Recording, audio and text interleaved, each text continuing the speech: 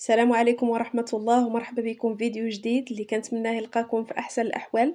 الاقتراح ديال اليوم وحدة من أروع حلويات دوازاتي اللي كتجي لذيذة بزاف وكذلك المنظر ديالها زوين، زائد أنها ما كتطلبش منا بزاف ديال المقادير وكتعطي كمية وفيرة، كتجي مقرمشة ومرملة في نفس الوقت. إذا تبعوا معايا الفيديو للأخير باش تعرفوا المقادير والطريقة. بسم الله على بركة الله. في المقادير احتاجيت 250 غرام ديال الزبدة، أنا استعملت الزبدة ديال التوريق، ممكن تستعملوا الزبدة ديال العلبة. ضفت لها كيس من الفاني ما يعادل 7 غرام، وكاس ونص ديال السكر سنيدة، أنا عبرت بالكاس ديال العنبة، وقبيصة ديال الملحة. إلا بغيتو تعبروا بزلافة غتعطيكم تقريبا زلافة إلا ربع، زلافة يكون الحجم ديالها متوسط. إذا كندمج مزيان داك السكر سنيدة مع الزبدة، ومن الأحسن الزبدة تكون بدرجة حرارة المطبخ باش ما تعذبناش في الخدمة. وغادا نضيف كاس ونص كذلك ديال الزيت اللي هي زلافة إلا ربع كذلك، غندمجها مزيان مع باقي الخليط. وغادا نضيف 2 ديال البيضات، من الأحسن يكونوا بحجم كبير أو على الأقل حجم متوسط، إلا كان البيض صغير استعملوا 3 د البيضات. إذا كندخل البيض مزيان مع باقي الخليط، وهنا غادا نضيف كاس إلا ربع ديال اللوز اللي مسحتو من الغبرة ديالو بالقشرة ديالو طبعًا، وحمرتو غير واحد شوية يعني غير تصهد وطحنتو مزيان. وكذلك كاس ديال الجنجلان اللي صهدته واحد شوية وطحنته مزيان. إذا كنضيف الكل على هاد الشكل هذا، وهنا غادا نبدا نضيف الدقيق. بالنسبة للدقيق احتاجيت تقريبا 800 غرام، ممكن أقل أو أكثر حسب نوعية الدقيق. الدقيق دائما يكون نوعية جيدة يعني خاص بالحلويات، ويكون مغربل من قبل.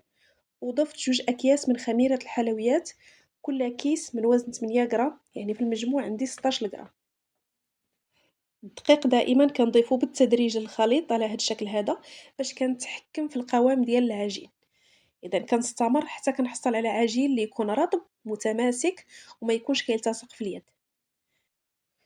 ومن بعد غادا نبدا نشكلو على شكل كويرات، الحجم يكون متوسط، ما ديريهمش كبار بزاف وما ديريهمش عاود صغار كتر من القياس، لأن باقي الحجم ديالهم غادي يتضاعف في الطياب. إذا كناخد واحد الطاوة كنفرش لها ورق الطبخ، اللي ما عندهاش ورق الطبخ دهنها بالزيت، يعني الطريقة اللي كنعرفو كاملين، دهنها بالزيت وترشها بالدقيق، ومن بعد تكوّر الكويرات وتحطهم فيها على هاد الشكل هذا. إذا كنستمر حتى كنعمّر الطاوة ديالي.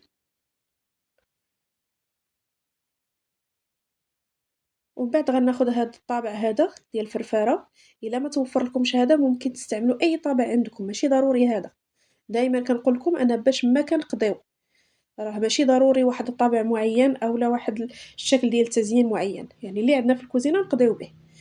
كندوز داك الطابع ضروري ندوزو في الدقيق باش ما كيلصقليش، وكنطبع به دوك الكويرات حتى كياخدو الشكل ديال الطابع. أنا غنستمر بنفس الطريقة حتى نكمل الطاوة ديالي كاملة. ومن بعد خديت كمية ديال الكاوكاو البلدي، يكون بالقشرة ديالو ما يكونش محمر، وأبيض البيض. بالنسبة للكاوكاو ممكن تعوضوه بأي نوع ديال المكسرات بغيتو، بشرط أنها تكون خضرا يعني ما تكونش محمرة، سواء خديتو اللوز أولا الكركاع أولا أي نوع ديال المكسرات بغيتو. وضروري دوزوه في أبيض البيض باش كيلتصق مزيان وما كيطيحش من بعد فاش كطيب الحلوة ديالنا. إذا كناخد الحبة ديال الكاوكاو كندوزها في القاع ديالها فقط، يعني من الأسفل فقط كندوزها في أبيض البيض، وكنوضعها في ديك الحفيرة وكنحاول نضغط غير واحد شوية، وكنستمر بنفس الطريقة حتى كنكمل القطع ديال الحلوى اللي عندي كاملين. هذا غير اقتراح ديال التزيين، فممكن تزينوه بأي حاجة بغيتو. إذا غنستمر بنفس الطريقة حتى نكمل الطاوة ديالي كاملة. من بعد غندخلها طيب في الفران اللي يكون مسخن من قبل، النار تكون من الأسفل فقط حتى كتحمر لي من الأسفل، ديك الساعة كتشعل من الفوق باش كتحمر من الوجه وكتاخد داك اللون الذهبي. وهذا هو الشكل النهائي ديالها من بعد ما كطيب. كتجي بنينه بزاف، غير الريحه ديالها كتشهي، وكتجي فتيه، زائد انها هاد المقادير اللي عطيتكم كتعطي تقريبا 80 حبه بهذا الحجم هذا. الا درتوهم شويه صغارين غتقدر تعطيكم حتى 100 حبه. كيف قلت لكم كتجي مقرمشه وفتيه، فتيه بواحد الشكل كبير جدا. جربوها بالصحه والراحه.